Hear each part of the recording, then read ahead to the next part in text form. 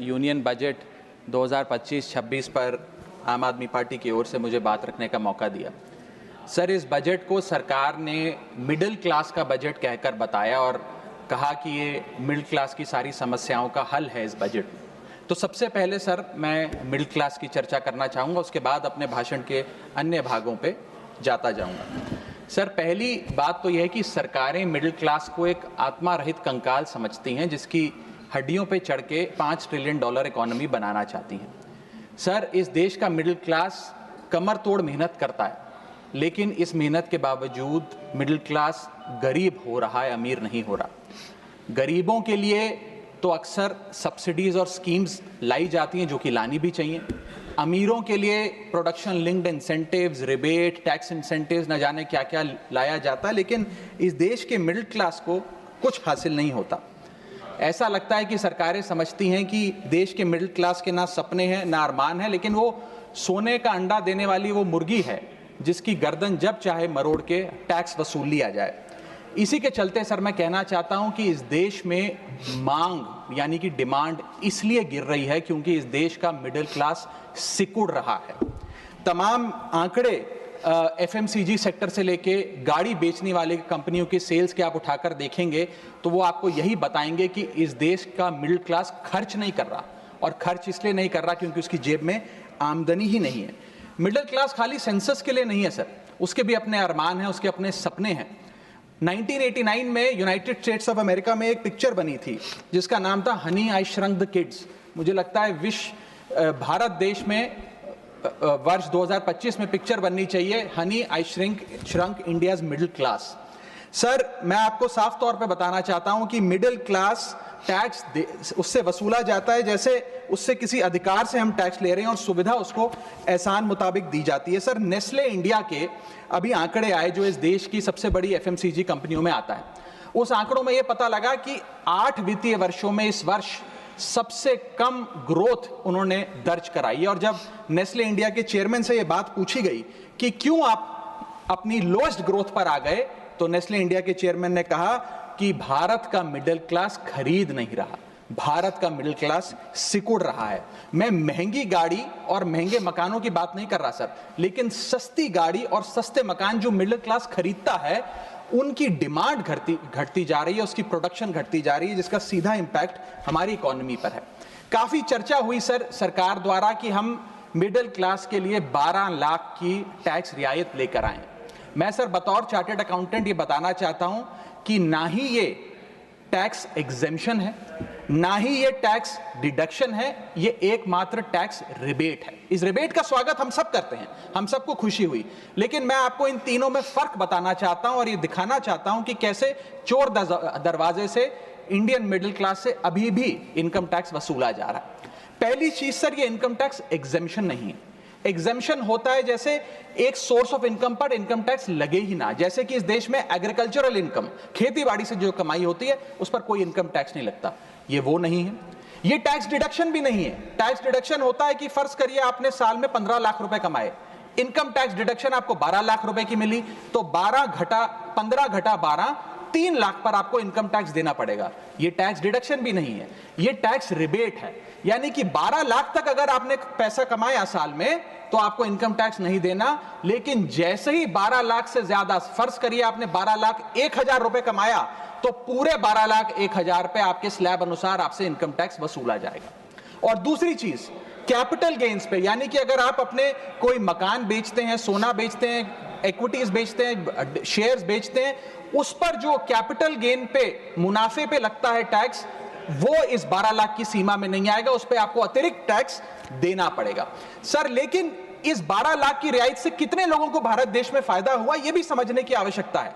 हम 140 करोड़ की आबादी वाले देश में रहते हैं, जिसमें मात्र 8 करोड़ लोग इनकम टैक्स की रिटर्न भरते हैं, और इन 8 करोड़ लोगों में से मात्र 3 करोड़ लोग इनकम टैक्स भी भरते हैं।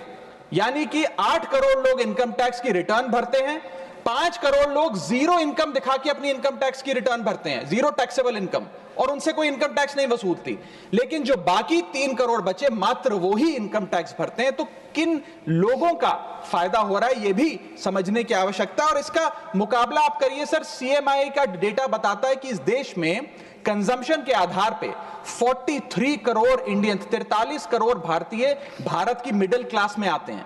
43 करोड़ में से मात्र 2 से 3 करोड़ लोगों को ही इसका फायदा होने जा रहा है। उसका हम स्वागत करते हैं, लेकिन बाकियों के लिए क्या? वित्त मंत्री जी ने यह फैसला जब सुनाया तो कहा कि इससे भारत की कंजम्पशन बढ़ेगी, खपत बढ़ेगी और इकोनॉमी का चक्का, इकोनॉमी का पहिया चलने लग जाएगा। मैं आपको बताना चाहता हूं और इस सदन में भविष्यवाणी करता हूं सर कि इस टैक्स रियायत से इस देश की कंजम्पशन नहीं बढ़ने वाली।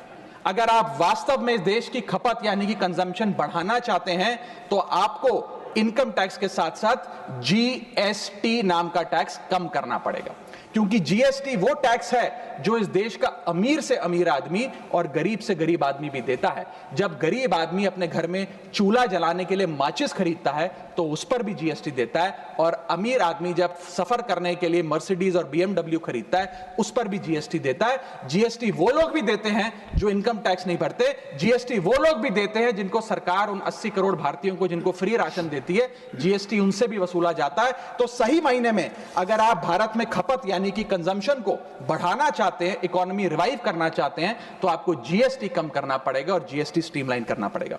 सर, मिडिल क्लास इस देश का सबसे देशभक्त क्लास है जो सबसे ज्यादा टैक्स देता है। और सर, जब नौकरी से लौटता हुआ साधारण पैंट शर्ट पहने मिडिल क्लास का आदमी मेट्रो की लाइन में खड़ा होता है तो उसे यह चिंता नहीं होती कि घर जाकर कौन सी पिक्चर देखूंगा या कौन सा पकवान खाऊंगा। उसे यह चिंता होती है कि मैं अगले हफ्ते अपने बच्चों की फीस कैसे भरूंगा, बाबूजी का ऑपरेशन कैसे कराऊंगा, या बड़े साल नौकरी कर ली, अब एक स्कूटी खरीद लेता हूं। लेकिन जब बाजार जाता है तो पता लगता है वो स्कूटी जो 4 लाख की जो 40,000 की मिलती थी वो अब 1 लाख रुपए की मिलने लगी, या वो ऑल्टो गाड़ी जो 3-3.5 लाख की मिलती थी अब 10 लाख रुपए की मिलने लगी। ये सच्चाई है सर, और इसलिए है क्योंकि सर सैलरी बढ़ती नहीं, बचत होती नहीं, सिर्फ और सिर्फ महंगाई बढ़ती है। और सर, मैं ये भी आपको बताना चाहूंगा, रिपोर्ट्स बताती है, इकोनॉमिक सर्वे ऑफ इंडिया बताता है कि सैलरी औसतन मात्र 3% बढ़ी है पिछले वित्तीय वर्ष में, जबकि food inflation 10%, health care inflation 15% और कंज्यूमर प्राइस इन्फ्लेशन और न जाने कितनी इन्फ्लेशन तो इनसे कहीं ज्यादा ऊपर आंकड़ों पर आज मंडरा रही है। लेकिन उसके मुकाबले सैलरी मात्र 3% बढ़ी। सर, देश का मिडिल क्लास एक बहुत बड़े डेट ट्रैप में भी फंसने जा रहा है। मैं ये भी भविष्यवाणी आज करना चाहूंगा, क्योंकि भारत का household debt to GDP ratio आज 40% पे खड़ा हो गया। सरल भाषा में बताऊं तो भारत के मिडिल क्लास परिवार आज रोजमर्रा के जीवन के लिए, अपने डेली एक्सपेंसेस के लिए लोन लेने पर मजबूर हो गए हैं, चाहे वो पर्सनल लोन हो, चाहे वो क्रेडिट कार्ड के जरिए हो, या चाहे वो अन्य प्रकार से फाइनेंशियल इंस्टीट्यूशन से ब्याज पर पैसा लेना हो। यानी कि जो सैलरी 1 तारीख को आती है वो पहले ही आपके रोजमर्रा के जीवन में जो आपने खर्चा करने के लिए ब्याज पर पैसा लिया हुआ है उसके भुगतान में लग जाती है, और इंडिया का मिडिल क्लास एक डेट ट्रैप में फंसता जा रहा है। ये लोन कोई मकान बनाने के लिए या दफ्तर खरीदने के लिए या एसेट क्रिएशन के लिए नहीं है, ये day to day expenses meet करने के लिए, जो भारत के मिडिल क्लास को एक डेट ट्रैप में खड़ा करता जा रहा है। सर, सैलरी तो 7 तारीख को आती है महीने की, लेकिन 1 तारीख को मकान मालिक आ जाता है दरवाजे पे दरवाजा खटखटाने की किराया दो। और सारी उम्र काम करने के बाद एक मिडिल क्लास का आदमी सोचता है कि अंत में रिटायरमेंट के समय एक छोटा सा अपना मकान, जमीन खरीद के मकान बनाऊंगा। जमीन खरीद के मकान बनाना तो छोड़िए सर, आज रियल एस्टेट के प्राइसेस आपकी अर्निंग्स, मिडिल क्लास की अर्निंग्स के मुकाबले इतने ज्यादा हैं कि रिटायरमेंट 2-3 जन्म काम करने के बाद, रिटायरमेंट लेने के बाद भी शायद वो 2 BHK अपार्टमेंट भी नहीं खरीद पाएगा। इसीलिए मिडिल क्लास आज सरकार को वो गाना सुनाना चाहता है कि सारी उम्र हम मर मर के जी लिए, एक पल तो अब हमें जीने दो। सच्चाई यह है सर कि मिडिल क्लास के घरों में जब कभी शादी का कार्ड आता है तो चिंता हो जाती है कि सगन में कितना पैसा देना पड़ेगा, और साथ ही साथ नया सूट सिलवाना पड़ेगा, ट्रेन का खर्चा हो जाएगा, एटसेट्रा। सर, मिडिल क्लास के साथ साथ मैं दूसरा बड़ा मुद्दा जो आज इस वक्तव्य में आपके सामने पेश करना चाहूंगा सर, वो है रेलवे का। सर, रेलवे का एक अतिरिक्त बजट आया करता था जिसकी प्रथा बंद हो गई। आप इस भारतीय रेल की महत्व इसी चीज से समझ सकते हैं कि उसके लिए एक अतिरिक्त बजट सदन में पेश किया जाता था। क्योंकि अब रेल बजट पेश नहीं होता तो उस पर व्यापक चर्चा भी नहीं होती। लेकिन इस वक्तव्य के माध्यम से मैं रेल बजट से संबंधी कुछ चीजें आपके सामने अवश्य रखना चाहूंगा। इस यूनियन बजट 2025-26 में माननीय वित्त मंत्री जी ने 2,55,000 करोड़ की फाइनेंशियल एलोकेशन रेलवेज की कैपेक्स के लिए मांगी है।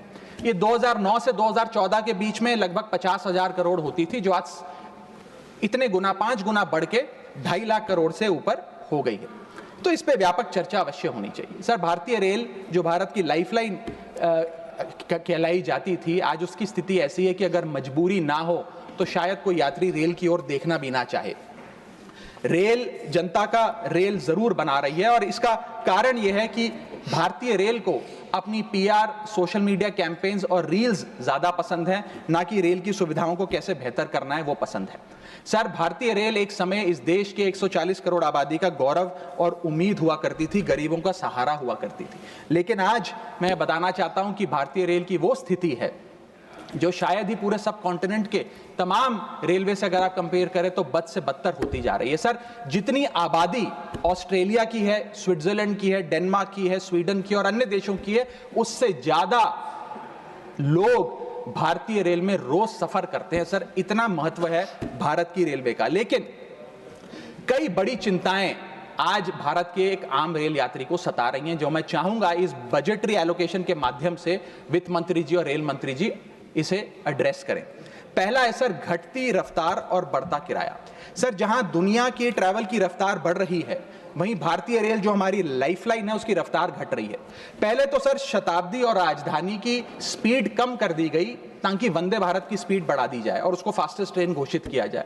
लेकिन अब जून 2024 की रिपोर्ट बताती है कि वंदे भारत की भी स्पीड को कम कर दिया गया है। बताया जा रहा है कि हमारे रेल ट्रैक्स उतने पर्याप्त नहीं है कि इतनी तेज रफ्तार पे वंदे भारत भाग सके।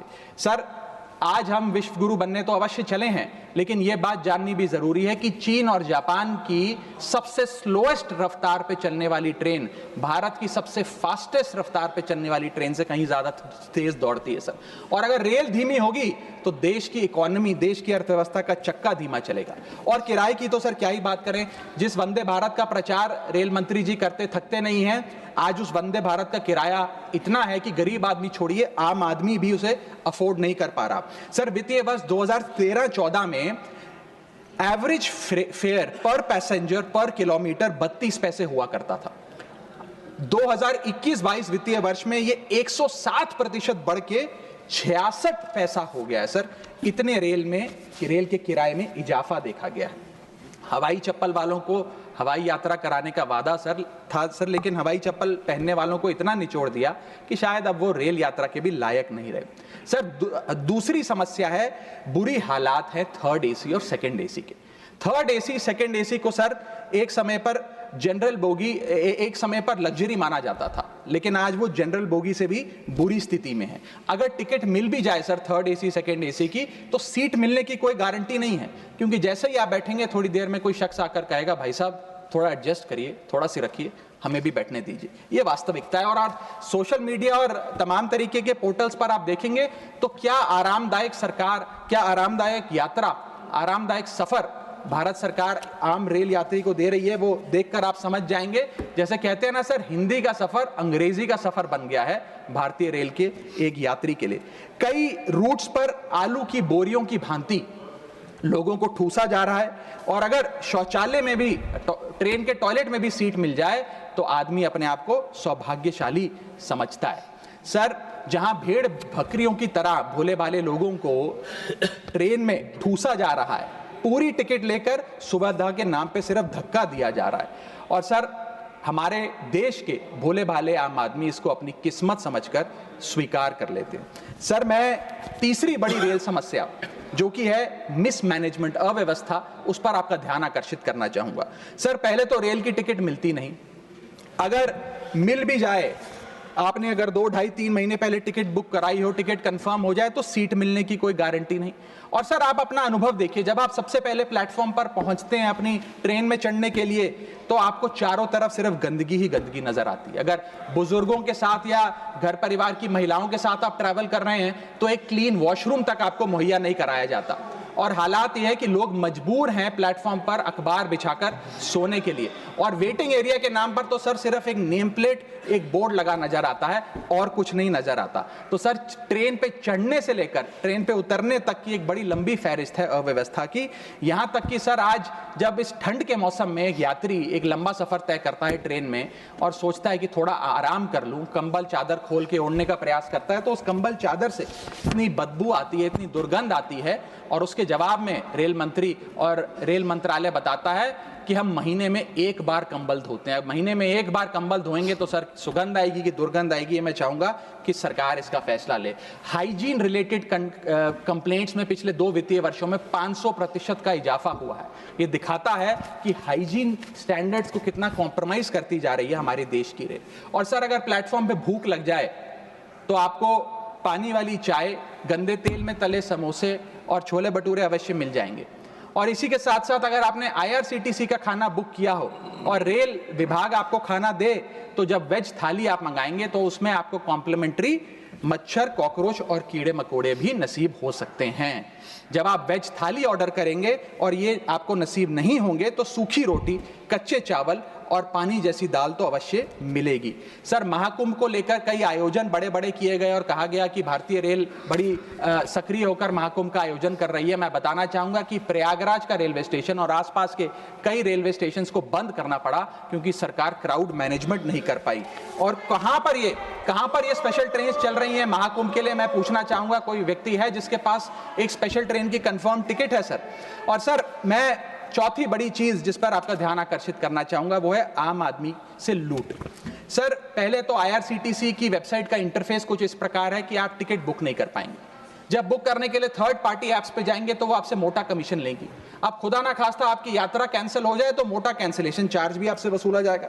और प्लेटफॉर्म टिकट की तो क्या बात करें सर, आपके सगे संबंधी अगर आपको प्लेटफॉर्म पर छोड़ने आए तो कितना प्लेटफॉर्म पे खर्चा होता है, कितनी प्लेटफॉर्म टिकट किस रेट पर वसूली जाती है वो आपको पता है सर। और हालात ऐसे हैं कि वहां पर बिस्लरी का पानी आप प्लेटफॉर्म पर खरीदिए तो बिलसेरी का नकली पानी आपको दिया जाता है। ऐसे ऐसे ब्रांड्स के चिप्स, चॉकलेट्स, बिस्किट्स और पानी दिया जाता है जिन ब्रांड्स का आपने कभी नाम नहीं सुना। सर 5वीं समस्या है ज्यादा से ज्यादा नॉर्मल ट्रेन चलाने की आवश्यकता। सर बुलेट ट्रेन और वंदे भारत से ज्यादा किफायती यात्रा नॉर्मल ट्रेन में हो जाए तो देश का आम आदमी खुश हो जाएगा।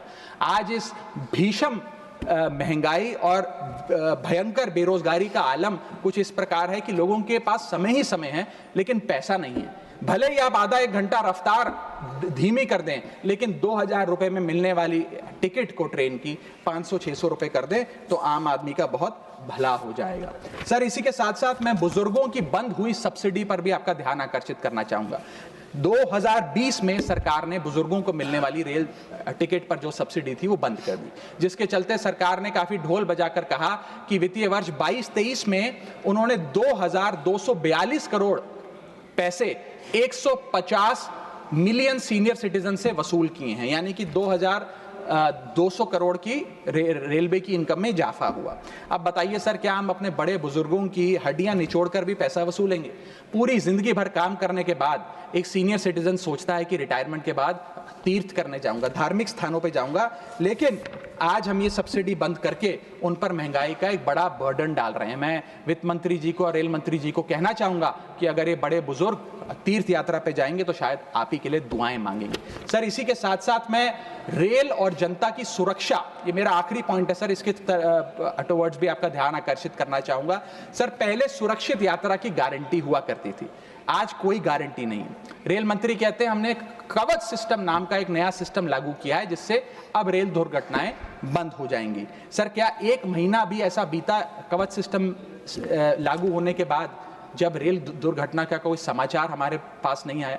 सर बीते 5 सालों में 200 से ज्यादा रेल एक्सीडेंट्स हुए हैं जिसमें 400 से ज्यादा लोगों की मौत और अनगिनत लोग इंजर हुए हैं। CAG की वर्ष जो अभी रिपोर्ट आई वो बताती है कि वित्तीय वर्ष 2018 से 2021 के भीतर जितनी भी ट्रेन एक्सीडेंट्स हुए उसका 75% कारण लैक ऑफ ट्रैक मेंटेनेंस, यानी कि रेल ट्रैक की मेंटेनेंस में जो कमी है उसकी वजह से रेल की दुर्घटनाएं हो रही हैं। हम ये हाउस 2.5 लाख करोड़ रुपए सैंक्शन करने जा रहा है भारतीय रेल को। मुझे उम्मीद है कि कम से कम ट्रैक मेंटेनेंस तो ठीक ठाक तरीके से रेलवे विभाग कराएगा। सर, इसी के साथ साथ जितनी भी ये समस्याएं बताई गई हैं, अगर रेल मंत्री रील से ज्यादा रेल पर ध्यान दे तो अवश्य इसका इलाज हो जाएगा। मैं 4 पंक्तियां एक आम रेल यात्री के अनुभव को एक्सप्लेन करते हुए आपके सामने पढ़ना चाहूंगा। सर, अजब गजब चल रहा है रेल का खेल, हमेशा गाड़ी लेट तो कहीं ब्रेक फेल, महंगी टिकट के बाद भी सीट मिलने की आस नहीं, सुरक्षित पहुंच जाएं इस बात पर विश्वास नहीं, भिड़ रहे हैं ट्रेनें, मर रहे हैं लोग, रेल मंत्री लगा रहे हैं अमृतकाल का भोग, बुकिंग से लेकर टिकट कैंसिलेशन तक दर्जनों टैक्स का जाल, भेड़ बकरियों की तरह ठूसे जा रहे हैं लोग, कैसे मनाएं अमृतकाल, बेरोजगारों के देश में हो रही है बुलेट ट्रेन की बात, सरकार कैसे समझेगी आम आदमी के मन के जज्बात, रेल मंत्री को रेल नहीं रील पसंद है, टिकट के नाम पर मनमाना बिल पसंद है, खाना मांगने पर मिलता है कॉकरोच, छिपकली और मच्छर, इतना बदहाल हो चुका है हमारी लाइफलाइन का स्ट्रक्चर, आखिर कैसे सुधरेगी व्यवस्था, कैसे बदलेंगे हालात, सरकार समझने को तैयार नहीं आम आदमी के जज्बात। सर, मैं अपने अगले भाग में आपका ध्यान आकर्षित करना चाहूंगा, जो new administration United states of America में आई है उसका क्या इकोनॉमिक आर्थिक इंपैक्ट भारतीय अर्थव्यवस्था पर पड़ने जा रहा है। सर, पहले तो 4 फरवरी 2025 को अमेरिका की सेना का एक माल ढोने वाला बड़ा विमान 104 भारतीयों को डिपोर्ट करने के लिए भारत आया। पता लगा कि उन भारतीयों के हाथ में हथकड़ियां और पैरों में जंजीरें थी, बेड़ियां बांधकर उनको लाया गया। बताया जा रहा है कि 7,25,000 ऐसे लोग हैं जो बिना दस्तावेज के भारतीय प्रवासी वहां रह रहे हैं, जिनको अब एक एक कर अमेरिका भारत वापस भेजने जा रहा है। सर, हम चले तो विश्व गुरु बनने थे, वहां अमेरिका ने अपनी मिलिट्री लगाकर हजारों लोगों को डिपोर्ट करना शुरू कर दिया है। मैंने सर किसी बांग्लादेश, पाकिस्तान या श्रीलंका के नागरिक को डिपोर्ट होने की खबर तो नहीं पड़ी, लेकिन भारतीयों के साथ जो अमानवीयता हुई वो जरूर उसकी खबर पड़ी। सर, मैं ये स्पष्ट करना चाहता हूं कि इलीगल माइग्रेशन को तो शायद इलीगल इमिग्रेशन को इस सदन में बैठा कोई भी व्यक्ति सपोर्ट नहीं करेगा, लेकिन सर जो उस नाउमीदी के शिकार रोजगार की तलाश में युवा गए, उनके साथ जो इनह्यूमन ट्रीटमेंट हुआ उसको लेकर तो हमें आवाज बुलंद करनी चाहिए। सर, 40 घंटे तक उनके हाथों और पैरों में बेड़ियां बांध के रखा गया, वॉशरूम तक नहीं जाने दिया गया। सर, इसको लेकर मुझे लगता है शायद इस देश के हर नागरिक का खून खौलता होगा। उसी के सामने इसी एग्जाम्पल के सामने हमारे पास एक और एग्जाम्पल है। इस दुनिया का एक बहुत छोटा सा देश है सर, कोलंबिया। कोलंबिया के राष्ट्रपति गुस्तावो को जब पता लगा कि अमेरिका से एक सेना का माल ढोने वाला विमान इसी प्रकार कोलंबिया के नागरिकों को जो बिना दस्तावेज के वहां पाए गए कोलंबिया छोड़ने के लिए आ रहा है, तो उन्होंने उस विमान को लैंडिंग की अनुमति नहीं दी। उन्होंने कहा कि मैं अपना विमान भेजूंगा, कोलंबिया सरकार का विमान, और पूरे सम्मानजनक तरीके से मैं अपने नागरिकों को वापस लाऊंगा। सर, वास्तव में कोलंबिया जो डटकर अमेरिका के सामने खड़ा हो गया वो असल विश्व गुरु बना इस महीने में तो। और मैं मिनिस्टर ऑफ एक्सटर्नल अफेयर्स से भी पूछना चाहूंगा सर कि वो खुद क्यों नहीं गए इन नागरिकों को, हमारे भाइयों बहनों को रिसीव करने, क्यों हमने जहाज नहीं भेजा अपना भारतीय वायुसेना का जहाज उनको वापस लाने के लिए। और जब हमारे पास पहले से ही सूची थी कि इन 104 भारतीयों को डिपोर्ट किया जा रहा है, तो हमने इसके खिलाफ प्रोटेस्ट क्यों नहीं किया? क्या अमेरिकी दूतावास से किसी को बुलाया, किसी से चर्चा करी, अपना विरोध दर्ज कराया? और अंत में सर, गुजरात, उत्तर प्रदेश, महाराष्ट्र, पंजाब और हरियाणा, इन तमाम राज्यों के ये लोग थे जो आए, लेकिन प्लेन को न जाने किस कारणवश अमृतसर में उतारा गया। मैं चाहूंगा इस विषय पर भी, इस स्ट्रैटेजिक डिसीजन पर भी माननीय विदेश मंत्री जी ध्यान आकर्षित करें सदन का। सर, क्या आपने कभी सुना है कि स्विट्जरलैंड का कोई नागरिक, डेनमार्क का कोई नागरिक, ब्रिटेन का कोई नागरिक, नीदरलैंड का कोई नागरिक डंकी रूट के माध्यम से अमेरिका गया हो नौकरी की तलाश में? नहीं सुना होगा सर। भारतीय ही क्यों मजबूर है डंकी रूट के माध्यम से अमेरिका पहुंचकर वहां पर मेहनत मजदूरी, छोटी मोटी लेबर का काम करने के लिए? वो इसलिए सर क्योंकि इस देश में तमाम सरकारों ने हमारे देश के युवा को बेरोजगार रखा। वादा तो था सर 2 करोड़ नौकरियां देने का, लेकिन वो 2 करोड़ नौकरियां दे नहीं पाई सरकार। शायद लैक ऑफ अपॉर्चुनिटीज और अनएम्प्लॉयमेंट के चलते लोग अमेरिका जाने को मजबूर हो गए। मैं बताना चाहूंगा सर, आप इसको इस परिप्रेक्ष्य में भी देखने की कोशिश करें कि अमेरिका के सबसे पिछड़े राज्यों में एक राज्य है मिसिसिपी जो आता है। मिसिसिपी राज्य में अमेरिका की सबसे लोएस्ट पर कैपिटा इनकम है। मिसिसिपी की भी लोएस्ट पर कैपिटा इनकम $48,000 प्रति वर्ष है। उसका मुकाबला करिए सर, कंपेयर करिए भारत की पर कैपिटा इनकम से। भारत की पर कैपिटा इनकम मात्र $1160 है। कहां अमेरिका की सबसे गरीब राज्य की पर कैपिटा इनकम, यानी कि साल में औसतन मिसिसिपी में रहने वाला एक आदमी $48,000 कमाता है, वहां एक भारतीय औसतन $1160 कमाता है। तो क्यों नहीं कोई बेहतर जिंदगी के लिए, ज्यादा पैसा कमाने के लिए अमेरिका जाने पर मजबूर होगा सर। मैं डोनाल्ड ट्रंप एडमिनिस्ट्रेशन की जो इकोनॉमिक इंपैक्ट भारत पे पड़ने जा रहा है उस पर भी आपका ध्यान आकर्षित करना चाहूंगा सर। सबसे पहले H1B वीजास, ये H1B वीजा जो अब भारी रिस्ट्रिक्शंस के साए में फंसे हुए हैं, इसका सबसे ज्यादा अगर नुकसान किसी को होगा तो भारतीयों को होगा सर। वर्ष 2023 में 3,86,000 H1B वीजा एप्लीकेशन अमेरिकी सरकार को आई, जिसमें से 72% एप्लीकेशन भारतीयों की थी। यानी कि अगर H1B मुश्किल होगा तो सबसे ज्यादा मार भारत के स्किल्ड लोगों को पड़ेगी। दूसरा, स्ट्रिक्टर H1B वीजा, अगर स्ट्रिक्टर H1B वीजा होगा और H1B वीजा वालों के वेज में मॉड्यूलेशन करी जाएगी, उसके चलते तमाम वो कंपनियां जो भारतीयों को रोजगार देती हैं अमेरिका में, वो भारतीयों को निकाल कर लोकल अमेरिकन को जॉब्स देंगी, जिसके चलते एक बहुत बड़ी बेरोजगारी की फौज, हिंदुस्तानियों की फौज परेशान हो जाएगी, भारत वापस आने को मजबूर हो जाएगी। सर तीसरा पॉइंट, ट्रंप के प्रपोज्ड टैरिफ्स। ये टैरिफ्स क्या है सर, जिसकी इतनी चर्चा होती है कि ट्रंप एडमिनिस्ट्रेशन टैरिफ लगाने जा रहा है, प्रपोज टैरिफ लगाने जा रहा है। उसका सरल मैं एक उदाहरण के माध्यम से आपको समझाना चाहूंगा। टैरिफ को आप एक इंपोर्ट ड्यूटी के चश्मे से भी समझ सकते हैं। मान लीजिए अमेरिका में बैठा एक बायर हिंदुस्तान के एक मैन्युफैक्चरर से एक शर्ट खरीदता है 100 रुपए की। आज वो शर्ट उसे 100 रुपए की पड़ती है, लेकिन अगर ये अमेरिका की नई हुकूमत ट्रंप एडमिनिस्ट्रेशन 20% का टैरिफ शर्ट्स पर लगा दे, एपरल्स पर लगा दे, तो वो 100 रुपए की शर्ट अमेरिका के बायर को 100 रुपए की नहीं 120 रुपए की पड़ेगी। तो वो अमेरिका का बायर हिंदुस्तान से 120 रुपए की शर्ट खरीदने की बजाय 108 रुपए की, 105 रुपए की, 104 रुपए की वियतनाम, फिलीपींस और बांग्लादेश जैसे देशों से खरीदेगा। यह है टैरिफ का खेल, जिसके चलते एक्सपोर्ट्स घटेंगे, मांग घटेगी, कारखाने बंद होंगे, रोजगार जाएगा। सर पहला, आईटी एक्सपोर्ट्स। भारत $245 बिलियन का सालाना आईटी एक्सपोर्ट करता है। इसका 80% export United states of America को होता है। सबसे बड़ा प्रहार आईटी एक्सपोर्ट्स पे होगा। दूसरा, 15 से 25% यूएस टैरिफ्स इंडियन एपरल्स यानी कि टेक्सटाइल्स पर लगने जा रहे हैं, जिसका मैंने उदाहरण अभी आपको दिया। इसके चलते कॉस्ट एडवांटेज भारतीय मैन्युफैक्चरर्स की घट जाएगी, सोर्सिंग और बाइंग हिंदुस्तान से बंद हो जाएगी, और करीब करीब एस्टिमेट्स बताते हैं 2 मिलियन जॉब्स भारत की टेक्सटाइल और गारमेंट इंडस्ट्री की बंद हो जाएगी, जिसमें मेरे लुधियाने, पंजाब से लुधियाने में बहुत सारे टेक्सटाइल हब्स हैं, तमिलनाडु में है, गुजरात में, उनको सबको खामियाजा भुगतना पड़ेगा। सर इसके साथ साथ propose tariffs on Indian pharmaceuticals Donald Trump administration लगाने जा रही है। आज जितने भी pharmaceutical products, generic drugs, generic दवाइयां भारत यूएस को एक्सपोर्ट करता है, उन सब पर यह इंपोर्ट ड्यूटी लग जाएगी। मैं आपको बताना चाहूंगा 40% यूएसए की जितनी खपत है उसके 40% जेनरिक दवाइयां और ड्रग्स भारत सप्लाई करता है। तो इतना बड़ा प्रहार भारत की इंडियन फार्मा इंडस्ट्री पे होने जा रहा है, जिसके चलते रेवेन्यू लॉसेस और जॉब लॉसेस होने जा रहे हैं। तीसरा point, proposed 25% US tariff on Indian auto companies. Automobile, auto parts बनाने वाली कंपनियों पर 25% की ड्यूटी लगाने जा रही है ट्रंप एडमिनिस्ट्रेशन, जिसके चलते $14 बिलियन का ट्रेड इंपैक्ट होने जा रहा है। और इसके चलते भारत में मैन्युफैक्चर हो रही ऑटोमोबाइल्स की डिमांड घटेगी, एक्सपोर्ट घटेगा, कारखाने बंद हो गए और 10 लाख से ज्यादा लोगों की नौकरियां जा सकती हैं।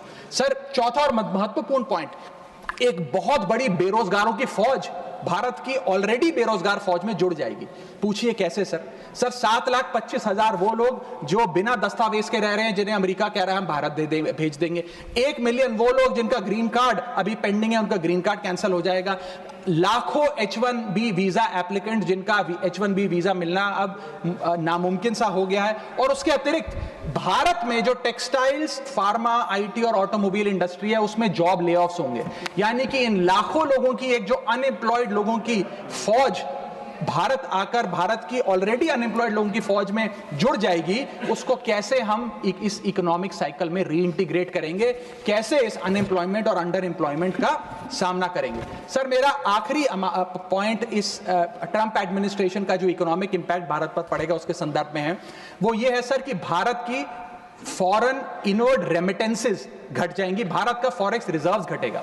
सर वर्ष 2024 में डॉक्यूमेंटेड एंड अनडॉक्यूमेंटेड भारतीय प्रवासी भारतीय जो यूएस में रहते हैं उन्होंने कुल मिलाकर 111 बिलियन डॉलर भारत भेजे, यानी कि वहां पर जो आदमी रहता है वो कमाई करता है, वो पैसा हिंदुस्तान भेजता है ताकि हिंदुस्तान में जो उसका परिवार, बूढ़े माँ बाप, बीवी बच्चे, भाई बहन हैं, वो सम्मानजनक जीवन जी सकें। जब उनकी नौकरियां ही नहीं रहेंगी, जब वो पैसा ही नहीं कमाएंगे तो वो क्या पैसा भेजेंगे, जब वो पैसा नहीं भेजेंगे तो भारत के फॉरेक्स रिजर्व्स घटेंगे और फॉरेक्स रिजर्व्स घटने की वजह से रुपया और कमजोर होगा और डॉलर और मजबूत होगा। सर भारत की कॉर्पोरेट टैक्स कलेक्शंस में 3 से 4 हजार करोड़ का नुकसान होने जा रहा है इस ट्रंप एडमिनिस्ट्रेशन के प्रपोज टैरिफ्स की वजह से, और इन्फोसिस, टीसीएस जैसी बड़ी बड़ी कंपनियां अब 80 से 90% अमेरिकी लोगों को नौकरियां देंगी। भारतीय जो H1B वीजा पे वहां काम कर रहे हैं उनको निकालने का काम शुरू होने जा रहा है। सर जो अमेरिका कहता है वो भारत हमेशा से करता है, एक वफादार दोस्त की तरह। अमेरिका कहता है ईरान से कम तेल खरीदो, हम कम तेल खरीदते हैं। अमेरिका कहता है मुझसे वेपन्स खरीदो, हम डिफेंस हेलीकॉप्टर्स उनसे खरीदते हैं। अमेरिका कहता है फलाना फलाने देश पे मैंने सैंक्शन लगा दिया, इस पे रिस्ट्रिक्शंस लगा दी, इससे आप अपना व्यापार बंद कर दो, हम व्यापार बंद कर देते हैं। अमेरिका कहता है रशिया से डिफेंस एयर सिस्टम ना खरीदो, हम उसे निलंबित कर देते हैं। लेकिन उसकी इन सारी चीजों को मानने और एक वफादार दोस्त होने के नाते हमने ये चीजें मानी भी, उसके बदले भारत को मिलता क्या है सर? और सर सबसे जरूरी बात, भारत में एक बहुत बड़े वर्ग ने और खास तौर पे भारतीय जनता पार्टी के समर्थकों ने सोशल मीडिया पर कैंपेन चलाया ट्रंप को जिताने के लिए कि ट्रंप चुनाव जीत जाए। न जाने कितने ट्वीट, फेसबुक, इंस्टाग्राम, यूट्यूब पे वीडियो बना बना कर डाले कि ट्रंप जीत जाए। यहां तक कि कुछ लोगों ने तो हवन और अनुष्ठान भी किए कि डोनाल्ड ट्रंप अमेरिका के राष्ट्रपति फिर से बन जाए। लेकिन उसके बदले हमें हासिल क्या हुआ? पहला झटका जो ट्रंप एडमिनिस्ट्रेशन ने दिया सर, वो भारत को दिया। सर इन 104 भारतीय जो वापस आए हैं, जिनकी हाथों में जंजीरें और पैरों में बेड़ियां थी, उनके लिए भी सर 4 पंक्तियां लाया हूं, गौर फरमाइएगा। सपना था कि अमेरिका जाकर कुछ कमाएंगे, ये नहीं पता था कि ऐसे बांध कर वापस लाए जाएंगे। हाथों में हथकड़ी, पैरों में बंधी रही बेड़ियां, दर्द से टूटती और चटकती रही एड़ियां, कस के बांधा जंजीरों से जैसे कोई सामान, टपकते आंसू सुनाते हैं क्रूरता की दास्तां। सपने में भी नहीं सोचा था कि ऐसा मंजर, मगर अपनों ने ही खोप दिया पीठ में खंजर। क्या बीती होगी उन पर, ये वो ही जानेंगे, उनके जख्मों को विदेश मंत्री नहीं पहचानेंगे। हर चेहरे पर लिखी है क्रूरता की कहानी, हर चेहरे पर लिखी है क्रूरता की कहानी, गुनाह सिर्फ इतना कि वो है हिंदुस्तानी। सर अंत में मैं बस समाप्त कर रहा हूं सर, मैं आपका ध्यान आकर्षित करना चाहूंगा डीवैल्यूएशन ऑफ द इंडियन रुपी पर, कि गिरता हुआ रुपया। सर रुपये आज ऑल टाइम लो पर है। जब मई 2014 में ये सरकार बनी थी तब $1 58 के आसपास मंडराता था। आज $1 87 रुपीज के आसपास मंडरा रहा है, which is an all time low. Sir रुपया कोई कागज की एक टुकड़ा, कोई पीस ऑफ पेपर नहीं है, रुपया कोई करेंसी भी नहीं है, रुपया हमारी देश की प्रतिष्ठा है। करेंसी गिरती है तो देश की प्रतिष्ठा गिरती है। तमाम देश एक दूसरे देश को कितना सम्मान देना है, ये इस बात से भी तय करते हैं कि उसकी करेंसी की कितनी वैल्यू है। और अगर हमारी इंटरनेशनल पहचान कमजोर होती है तो हमारी अर्थव्यवस्था भी कमजोर होगी। सर इसके साथ साथ जैसे जैसे रुपया गिरता है, हमारे देश में इन्फ्लेशन वैसे वैसे बढ़ती है। इसलिए क्योंकि हम बहुत सारी वस्तुएं इंपोर्ट करते हैं, तो इंपोर्टेड इन्फ्लेशन भी हमारे देश के टोटल इन्फ्लेशन का एक बहुत बड़ा हिस्सा है। मैं आपको उदाहरण के तौर पे बताना चाहूंगा सर कि मान लीजिए एक शर्ट हम अमेरिका से खरीदते थे 74 रुपए की पिछले साल, क्योंकि $1 74 रुपए का था। आज वही शर्ट खरीदने के लिए हमें 86-87 रुपए देने पड़ेंगे, यानी कि भारत के लिए वो कॉस्ट पड़ेगी, भारत के बायर के लिए कॉस्ट पड़ेगी, और इन टर्न वो ज्यादा कॉस्ट आम आदमी को पास ऑन करी जाएगी। सर 5 प्रकार की इन्फ्लेशन बढ़ रही है, क्योंकि डॉलर बढ़ रहा है और रुपया गिरता जा रहा है, रुपये न्यूनतम स्तर पे आके खड़ा हुआ है। पहला है food inflation. Sir Bharat edible oils और पल्सेस बड़ी मात्रा में इंपोर्ट करता है। भारत की खपत का 56% एडिबल ऑयल हम इंपोर्ट करते हैं, और भारत की पल्सेस की कंजम्पशन का 15% क्वांटिटी हम इंपोर्ट करते हैं। जब इतनी बड़ी क्वांटिटी में हम ये चीजें इंपोर्ट करते हैं, तो अगर रुपया गिरेगा, डॉलर कमजोर होगा, तो हमारा फूड इन्फ्लेशन बढ़ेगा।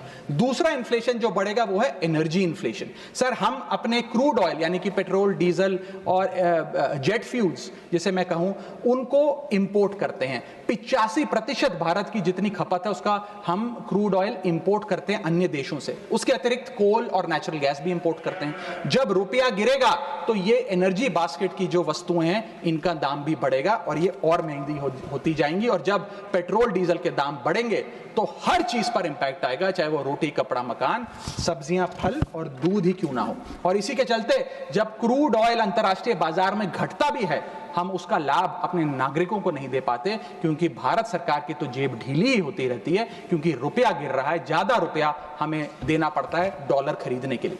सर तीसरा इन्फ्लेशन जो डीवैल्यूएशन ऑफ इंडियन रुपी के चलते होगा वो है health care inflation. Bulk drugs, medical equipments और हेल्थ केयर कंज्यूमेबल्स बड़ी तादाद में अन्य देशों से भारत खरीदता है, जिसके सारे कॉन्ट्रैक्ट्स डॉलर में सेटल किए जाते हैं। इसके चलते रुपए गिरने की वजह से हेल्थ केयर के आइटम्स भी महंगे होते जाएंगे। चौथा इन्फ्लेशन है सर एजुकेशन इन्फ्लेशन। लाखों लोग, भारत के लाखों बच्चे विदेश में पढ़ाई करते हैं। माँ बाप कमाते तो रुपए में हैं, लेकिन ट्यूशन फी, अकोमोडेशन फी, लिविंग एक्सपेंसेस, ये तमाम चीजें डॉलर में खर्च करने पे मजबूर होते हैं। इसीलिए सबसे ज्यादा अगर किसी को हिट करेगा ये डीवैल्यूएशन ऑफ द इंडियन रुपी, तो उन लोगों को करेगा जो विदेश में पढ़ रहे हैं। सर आज से 4 साल पहले एक संपन्न परिवार अगर अपने बच्चे को यूनाइटेड स्टेट्स ऑफ अमेरिका में 4 साल का अंडर ग्रेजुएशन कोर्स कराने के लिए भेजता था, तो करीब करीब 1 करोड़ रुपए का खर्चा आता था। आज क्योंकि डॉलर इतना मजबूत और रुपया इतना कमजोर हो गया है, ये अमाउंट बढ़ के 2 से 2.5 करोड़ रुपए हो गया। सर इसी के साथ साथ मैं बताना चाहूंगा कि 5वीं बड़ी इन्फ्लेशन जो इस देश में होने जा रही है गिरते हुए रुपए के चलते, वो है electronics inflation. Sir major electronic components Bharat import करता है। सर समाप्त कर रहा हूं, भारत इंपोर्ट करता है। इन सारे इलेक्ट्रॉनिक आइटम्स की सेटलमेंट यूएसडी में होती है। जब रुपया गिरता है, ये सारे पदार्थ भारत में महंगे मिलेंगे, यानी कि महंगा लैपटॉप, महंगा फोन, महंगा टैबलेट, महंगा आईपैड। और इलेक्ट्रॉनिक मैन्युफैक्चरिंग यूनिट जो इलेक्ट्रॉनिक कंपोनेंट्स इंपोर्ट करते हैं इनपुट के लिए, वो भी महंगा होता जाएगा। सर अंत में मैं बस एसबीआई की एक रिपोर्ट कोट करना चाहूंगा जो बताती है कि अगर रुपया 5% गिरता है तो भारत में इन्फ्लेशन 0.5% बढ़ती है। Direct correlation between decline of the Indian rupee and increase in the inflation. अंत में बस इतना कहूंगा सर, कई बार राजनीतिक बयान आते हैं जब रुपया गिरता है। एक मंत्री हैं, एक मंत्री, बस समाप्त सर 30 सेकंड्स, एक मंत्री रहे वाजपेयी सरकार में भी, इस सरकार में भी रहे, अब तो नहीं है खैर, लोकसभा में एमपी हैं। उन्होंने एक बयान दिया था जब रुपया गिरा था। उन्होंने कहा था the worth of the Indian rupee against the dollar was equivalent to Rahul Gandhi's age when UPA came to power. Today it is equal to Sonia Gandhi's age and very soon it will touch Manmohan Singh age. Sir आज लोग वो कहाँ हैं? आज क्यों नहीं बयान देते? आज रुपए पे क्यों नहीं चिंता करते? अब कोई ध्यान क्यों नहीं देता? रुपए पर बयान क्यों नहीं देता? रुपया तो हर दिन गिर रहा है, अब कोई रुपए पे गिरते रुपए पे ज्ञान क्यों नहीं देता? ये मैं पूछना चाहूंगा। बहुत बहुत शुक्रिया, थैंक यू।